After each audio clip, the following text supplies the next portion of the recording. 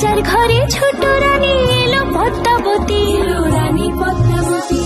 রাজার আরো 6টি রানী ছিল না সন্তান, পদ্মাবতীর কোলালোতে মিলল সমাধান।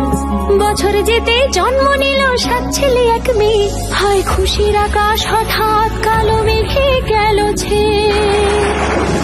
হিংসেতে যায় জ্বলে পুড়ে বাকি 6টি রানী, যুক্তি করে ঘটায় ওরা 7 কুমারের হানি।